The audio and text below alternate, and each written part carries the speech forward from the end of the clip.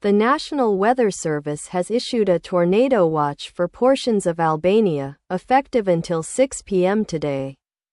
Atmospheric conditions this morning are becoming increasingly favorable for the development of dangerous severe thunderstorms capable of producing EF5 tornadoes, destructive winds, and large hail. Affected areas include Tirana Durrës Shkodër Elbasan Vlorë Berat. What this means: a tornado watch means tornadoes are possible. You should stay alert and be ready to act quickly if conditions worsen. Precautionary actions.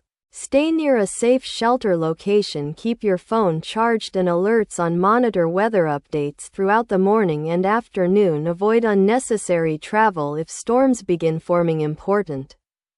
If a tornado warning is issued, or you see a tornado, take cover immediately in a basement or interior room away from windows.